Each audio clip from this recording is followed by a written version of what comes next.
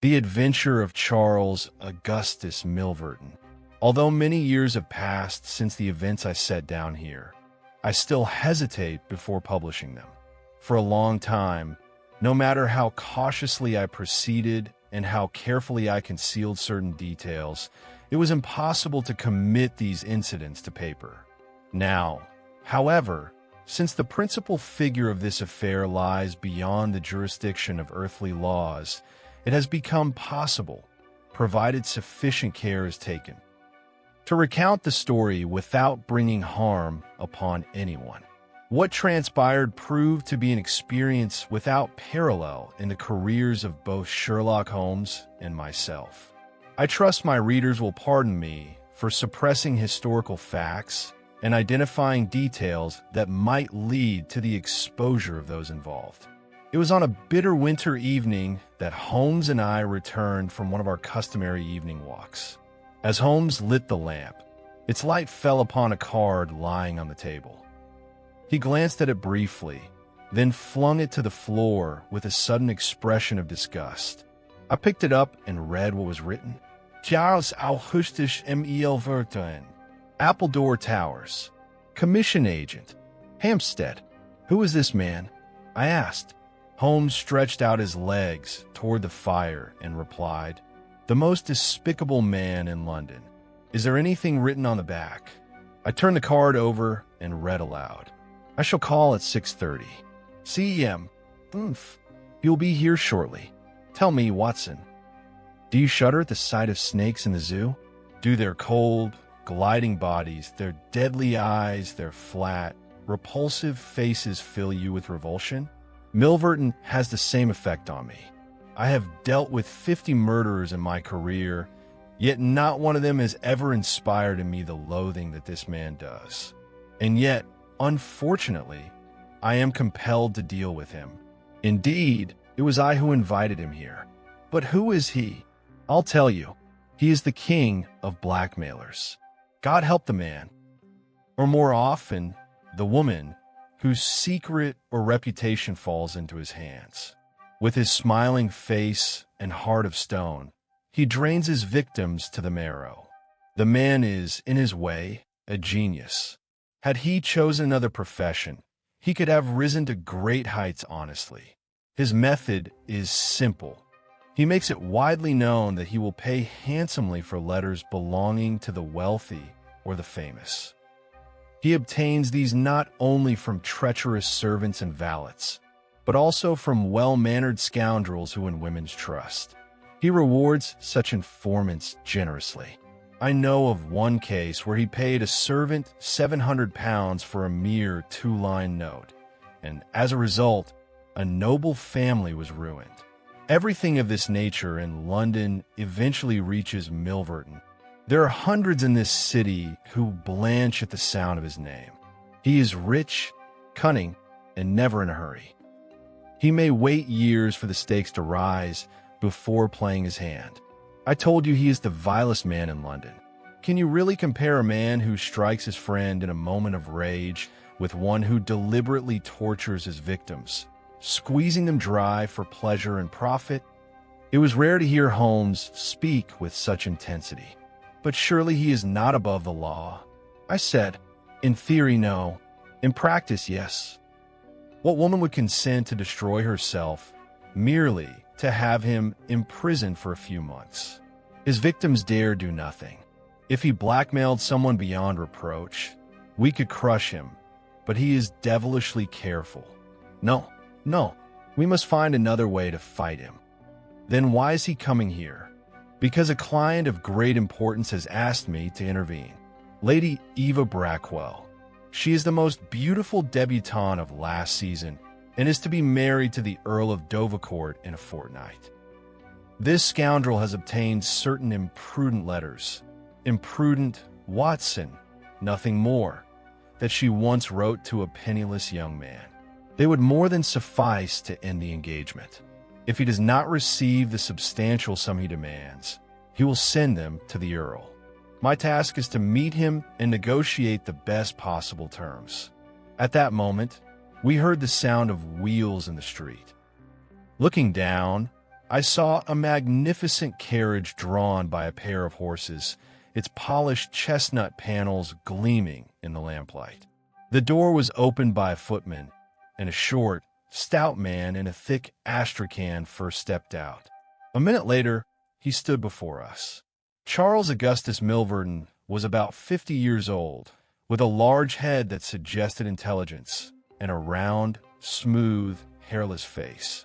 A fixed smile never left his lips. Behind his broad, gold-rimmed spectacles, his gray eyes glittered with sharp alertness. At first glance, his face suggested the benevolence of Mr. Pickwick, but the unchanging smile and piercing eyes swiftly destroyed that illusion. His voice was soft and insinuating. He extended a plump hand toward us, murmuring his regret at not finding Holmes earlier. Holmes ignored the gesture entirely, fixing him with a stony stare.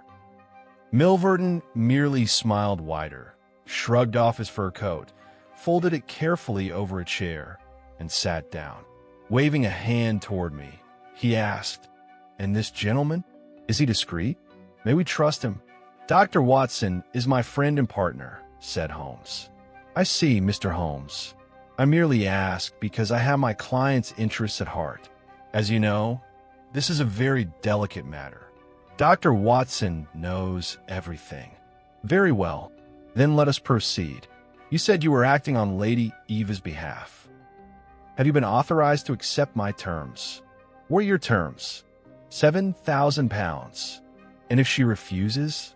"It pains me to say so, but if I do not receive the money by the 14th, there will be no wedding on the 18th. As he spoke, his smile grew unbearable. Holmes paused to think. "I believe you are mistaken in one respect," he said at last. "I am well aware of what those letters contain. My client will follow whatever advice I give her, and I shall advise her to tell her future husband everything and appeal to his understanding." Milverton chuckled. "You clearly do not know the Earl," he said. Holmes's expression showed that the man was right. What could possibly be so objectionable in these letters? Holmes asked. "They are written in a passionate tone." "Very passionate," Milverton replied. "The lady is an excellent correspondent. I am certain, however, that the Earl would not appreciate them. Still, if you prefer that course, we shall proceed accordingly. I regard this purely as a business matter. If you believe it wiser for the letters to reach the Earl, then paying me to recover them would indeed be foolish." He rose and picked up his fur. Holmes flushed with anger at the humiliation. "Wait," he said. "You are in too much of a hurry. Naturally, we are prepared to make every effort to prevent a scandal in a matter so sensitive." Milverton sat down again. "I was confident you would see it that way," he murmured. "I must tell you," Holmes continued, "that Lady Eva is not wealthy. She might scrape together £2,000 at most. Your demand far exceeds her means. I therefore ask you to soften your terms and return the letters for that sum. I assure you it is the highest amount you can realistically expect." Milverton blinked cheerfully. "I'm aware of the lady's financial limitations," he said. "But surely you must agree that her wedding presents an excellent opportunity for her friends and relatives to be generous. Perhaps they hesitate over suitable gifts. I intend to show them that these letters would provide more entertainment than any glittering trinket London has to offer." "That is impossible," said Holmes. "How unfortunate," cried Milverton, producing a thick notebook from his pocket. "I cannot help thinking that those who advise women to do nothing mislead them terribly. Look at this."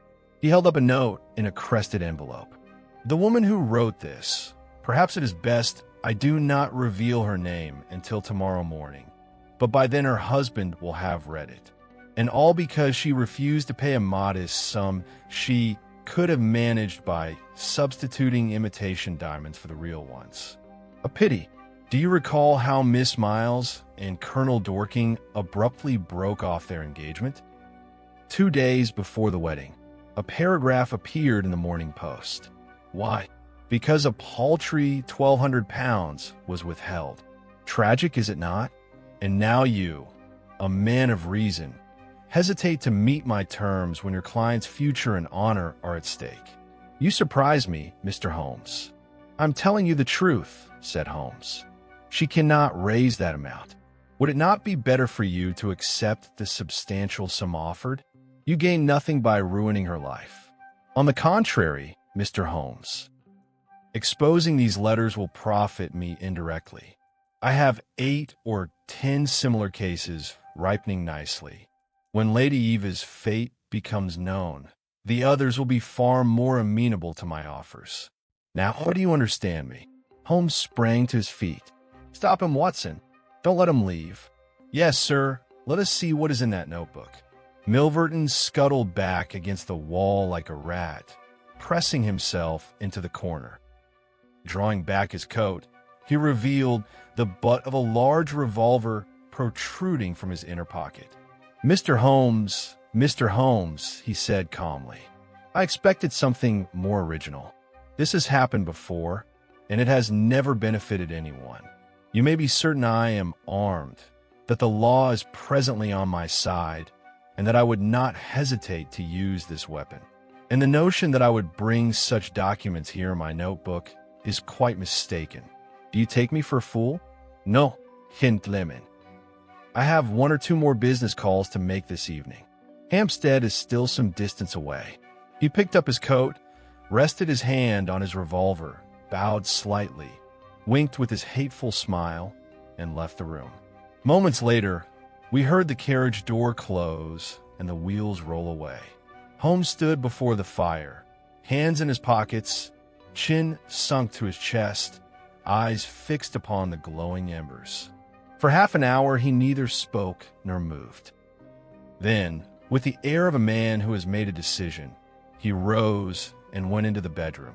Shortly afterward, a bearded, fashionably dressed young workman lit his pipe at the lamp before stepping outside. I'll be back when the job is done, Watson, he said, and vanished into the darkness. I knew then that Holmes had declared war on Charles Augustus Milverton. But what form that war would take, I could not even begin to imagine. For several days, Holmes came and went at various hours in that disguise. All he told me was that he spent his time in Hampstead, and not to no purpose. Beyond that, I knew nothing. At last, on a stormy night, when the wind whistled through the windows, he returned from his final excursion. After changing his clothes, he sat before the fire and began to laugh. Quietly at first, then uncontrollably. You would never imagine me getting married, would you, Watson? Never. Not for a moment. Then you may find it interesting to hear that I am engaged. Good heavens, Holmes. Congratulations. To Milverton's maid.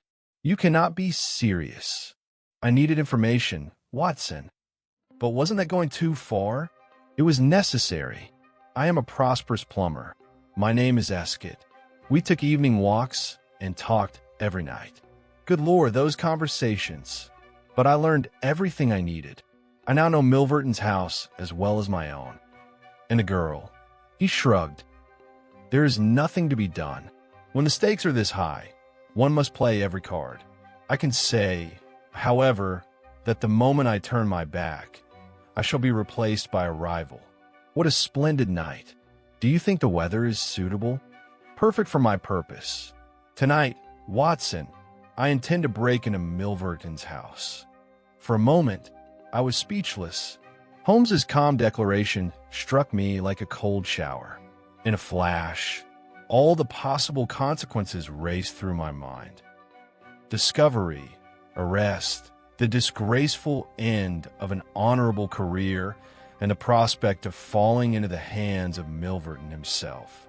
For heaven's sake, Holmes, I cried, do you hear yourself? I have considered everything, my dear friend. You know I never act rashly.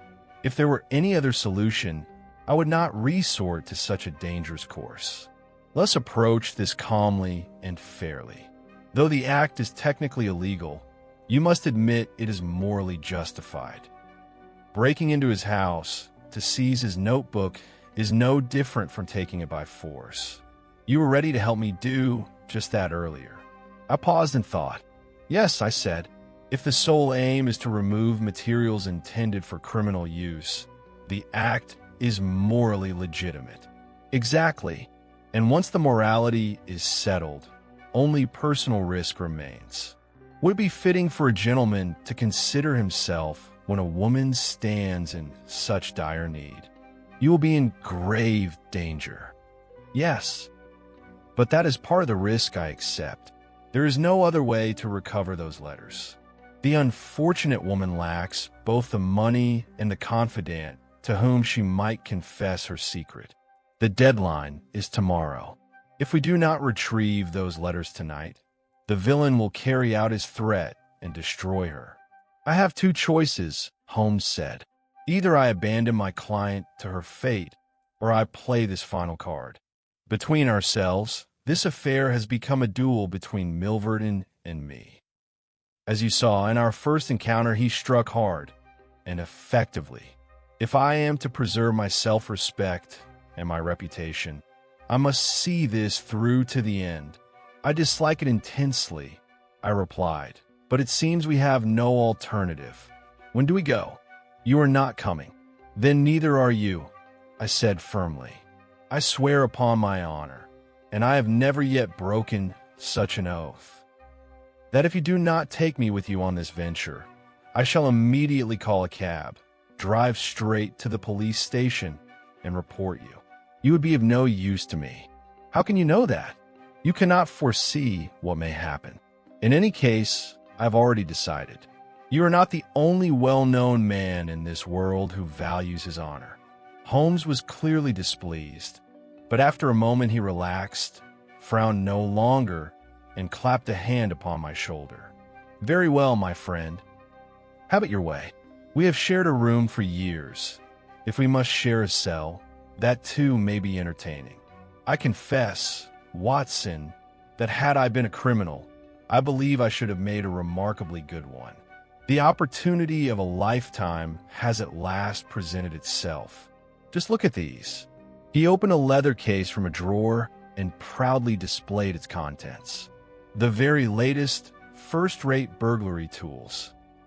A nickel-plated crowbar, a diamond-tipped glass cutter, lockpicks, and every other implement that modern civilization demands. And here, my burglar's lantern. I am fully equipped. Do you have noiseless shoes? My tennis shoes, I said. Rubber soles. Excellent. And a mask. I can make two from black silk. Then you have talent as well. Splendid. Make the masks. We shall eat our now-cold supper before we leave. It is 9:30. At 11 we head for Church Row. Appledore Towers is a 15-minute walk from there. We shall begin before midnight. Milverton sleeps heavily and without exception retires at 10:30. If all goes well, we shall be home by 2, with Lady Eva's letters safely in my pocket. We both dressed in evening clothes, so that any observer might assume we were returning from the theater. We took a cab along Oxford Street to an address in Hampstead, paid the driver, buttoned our coats, and stepped out into the bitter cold. The wind cut straight through us as we crossed the heath. This is an extremely delicate business, Holmes whispered. The documents are locked in a safe in Milverton's study, and his bedroom door opens directly into it. On the other hand, like most short and stout men, Milverton sleeps like the dead. Agatha, my fiancée, says the servants joke that waking him is impossible.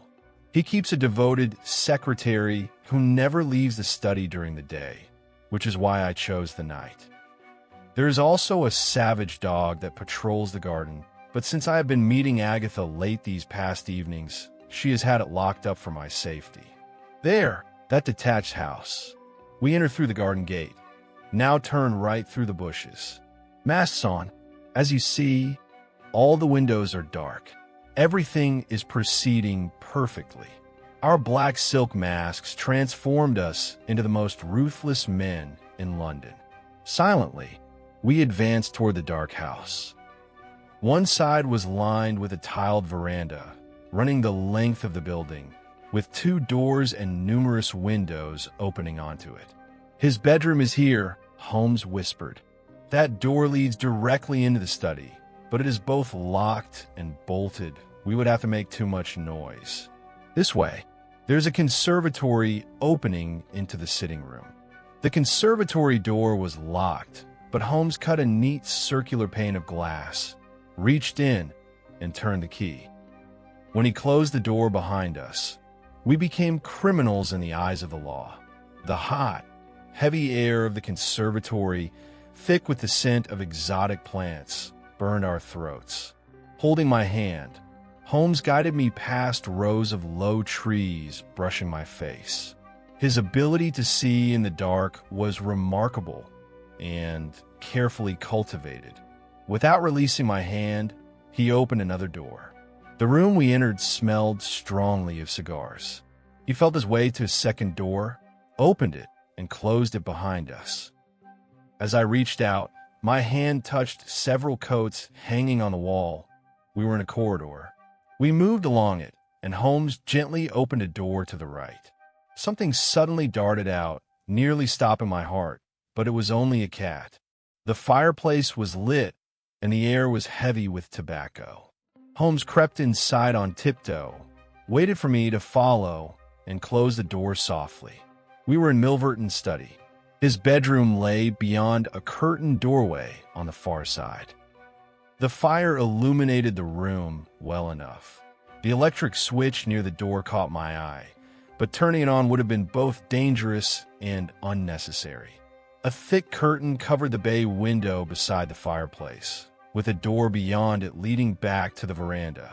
In the center stood a desk with a revolving red leather chair. Opposite, it was a large bookcase topped with a marble bust of Athena. Between the bookcase and the wall stood a tall green safe, its polished brass handle gleaming like fire in the hearthlight.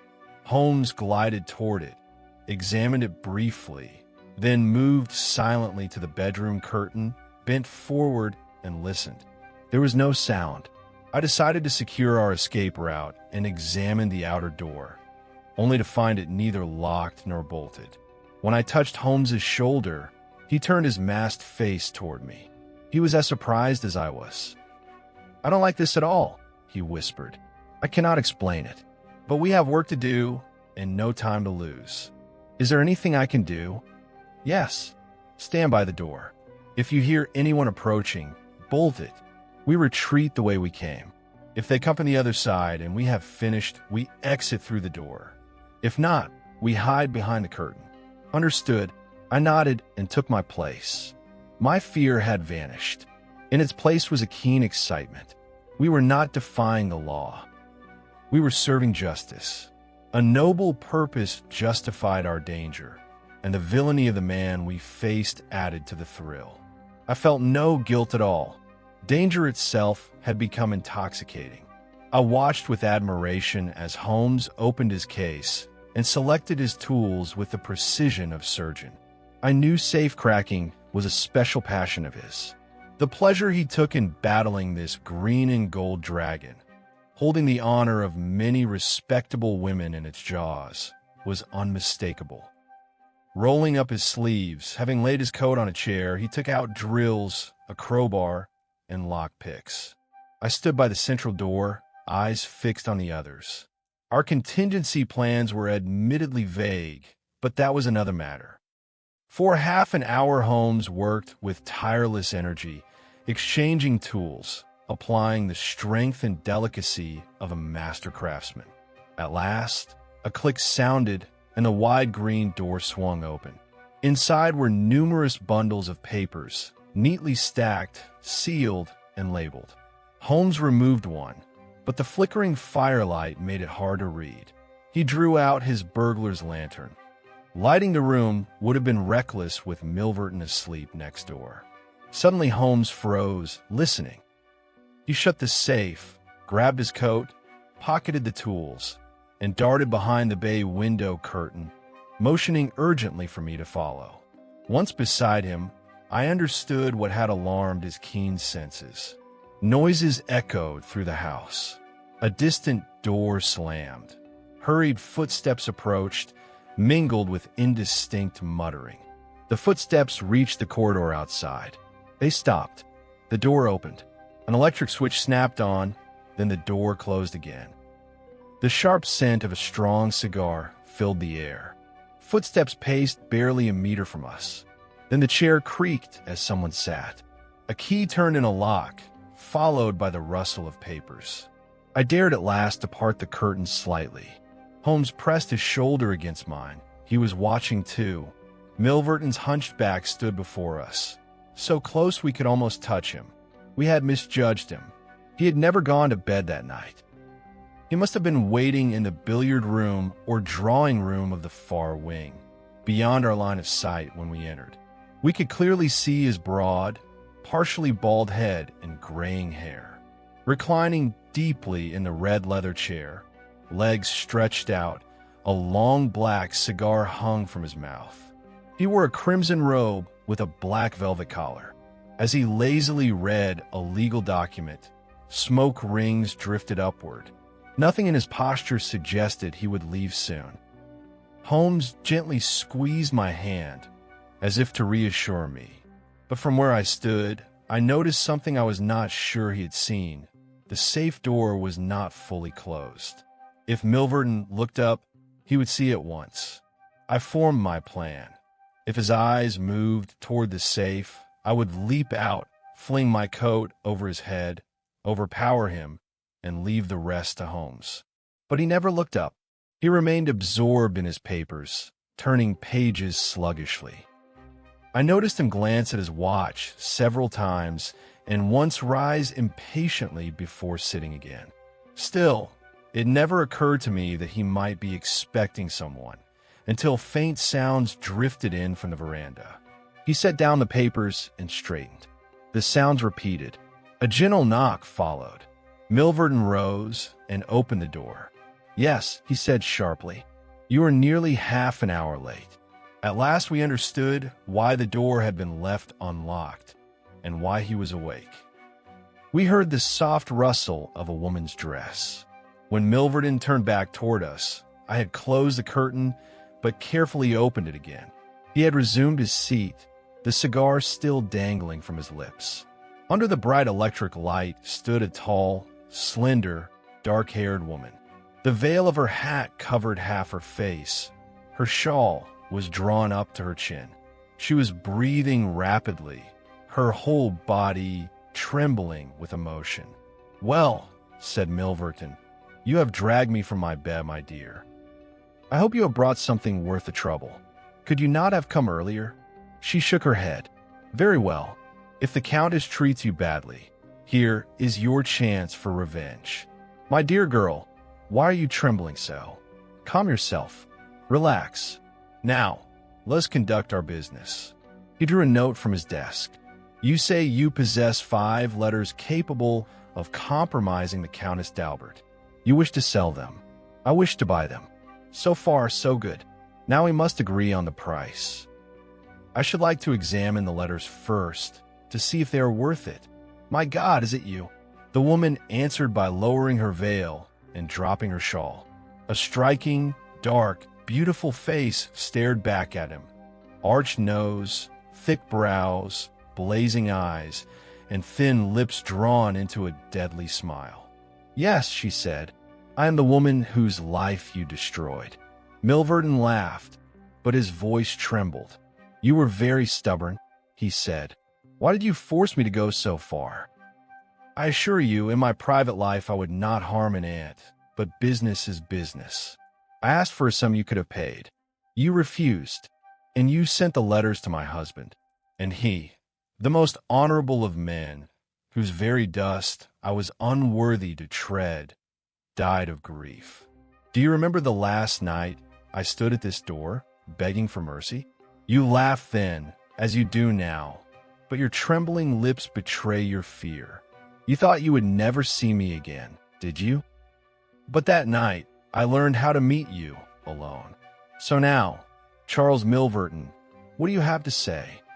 If you think you can frighten me, you are mistaken, he said, rising. One shout, and my servants will seize you. Still, I understand your anger.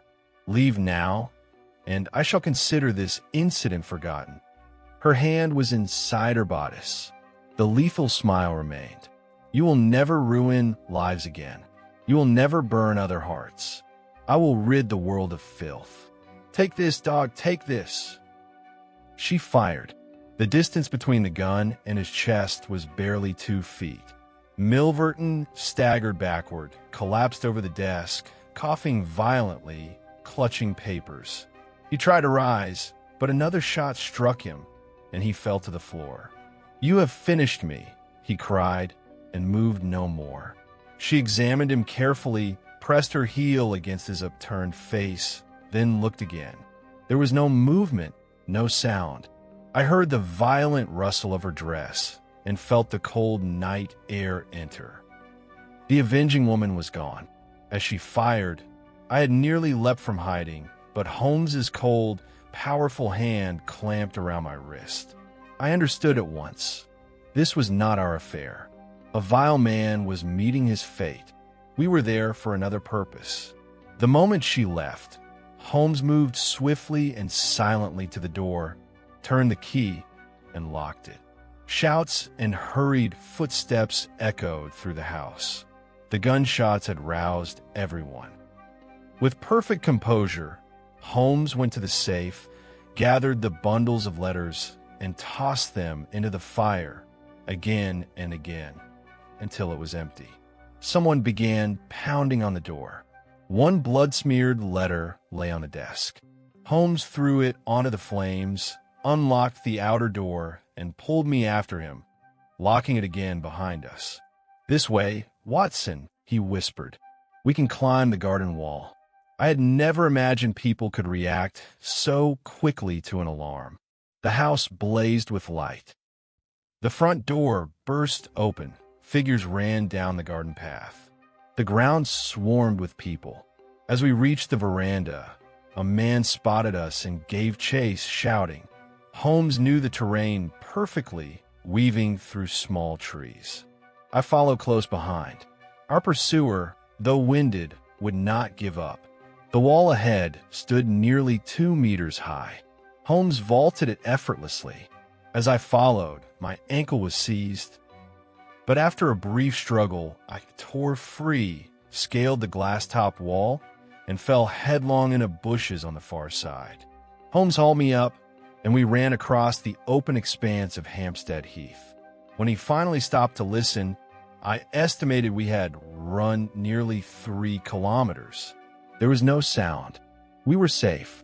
The following morning, as we breakfasted and smoked our pipes, Inspector Lestrade of Scotland Yard arrived with impressive gravity. Good morning, Holmes, he said. Are you occupied? Not beyond listening. I was thinking, if you have no other case, you might care to assist us with a significant matter from Hampstead last night. My God, Holmes exclaimed.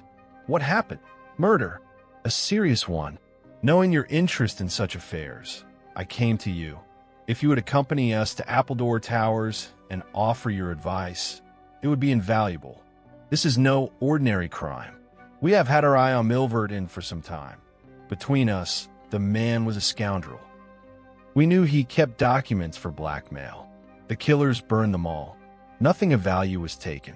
We believed the culprits were people of position, afraid of exposure. Killers, said Holmes. So there was more than one. Yes, two. They were nearly caught in the act. We have footprints and descriptions. Our chances are excellent. One was very agile. The gardener's assistant grabbed the other, but he escaped. Medium height, powerfully built, square jaw, thick neck, mustache. He wore a mask. Not a very precise description, Holmes said dryly. It fits Watson rather well. Indeed, Lestrade laughed. It does fit Watson. I'm afraid I cannot help you, Lestrade, Holmes replied.